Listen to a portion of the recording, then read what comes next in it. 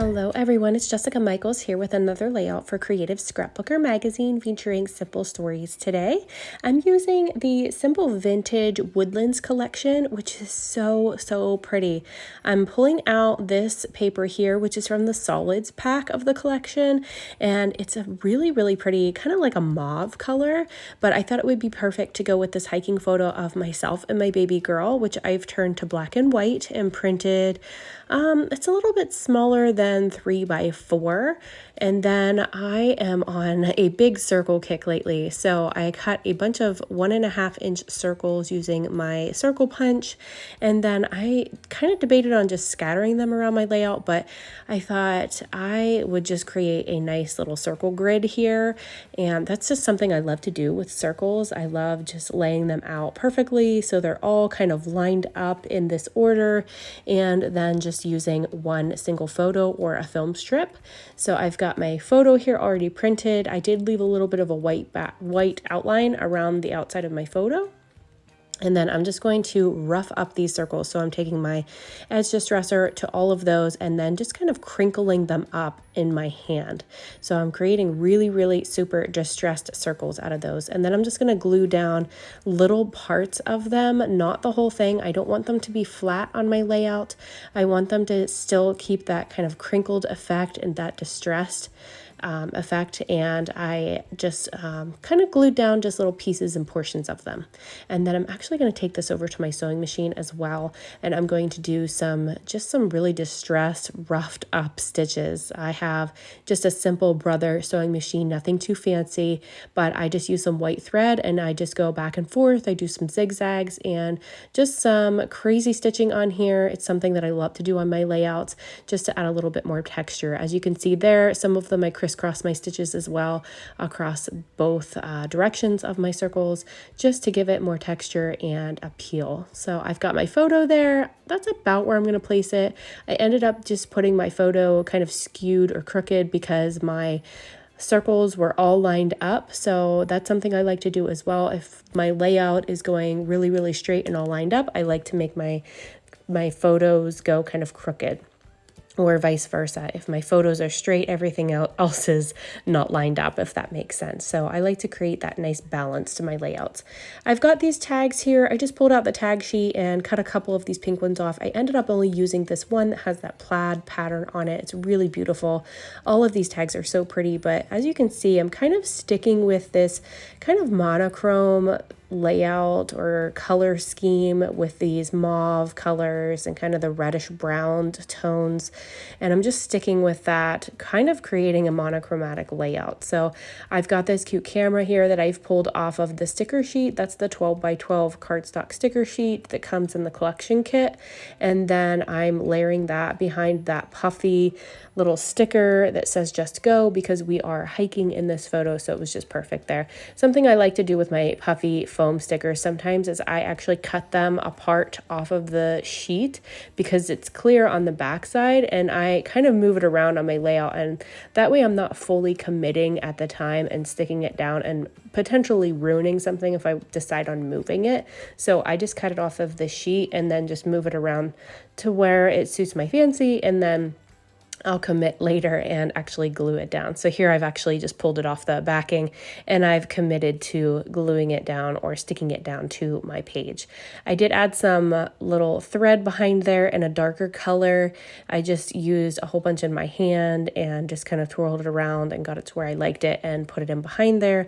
Glued the tails down with some Nouveau Deluxe adhesive, and then my twine at the top of my tag, I actually just created a loop by just not pulling it through the whole way. I actually started pulling it through like I normally would, and I really liked the way that it looked in that little loop, so I stopped pulling it through and just left it be.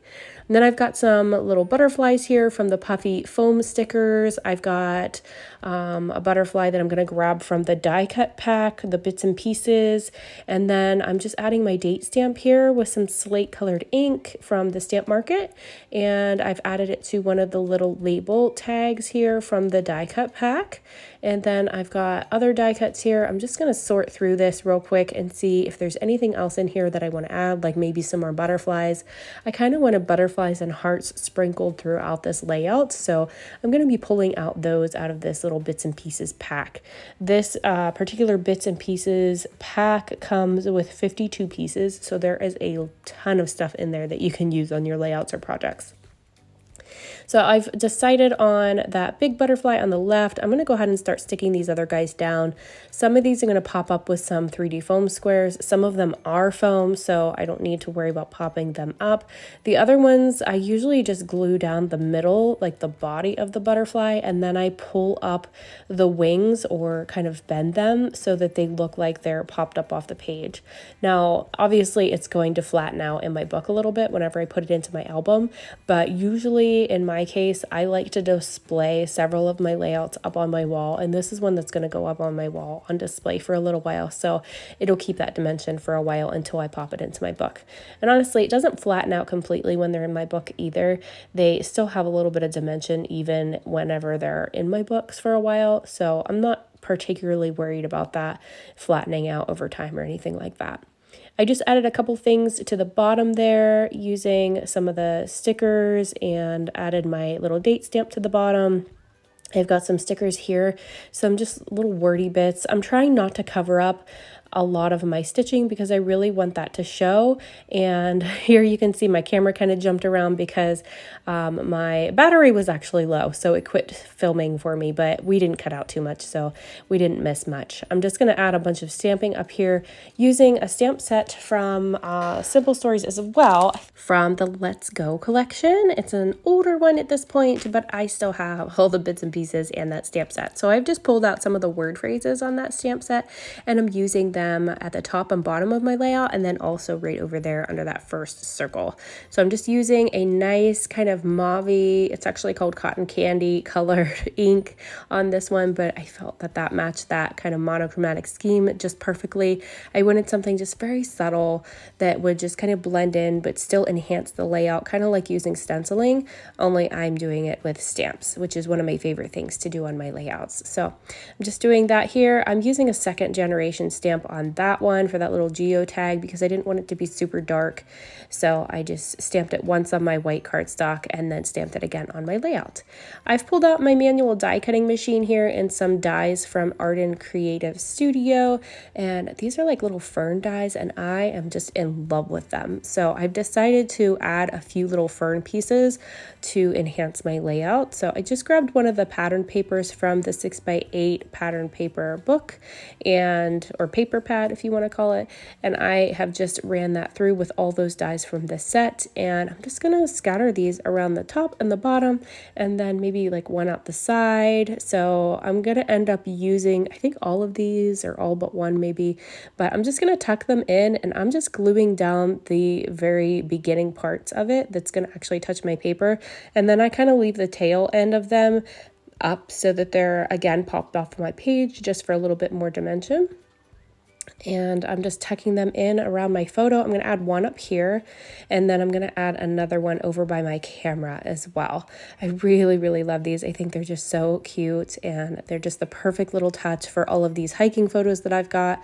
While we're camping, we usually go for walks or hikes in the woods, and there are ferns everywhere. So this is quite fitting for our adventures because it's just so, the forests here are just full of these little ferns.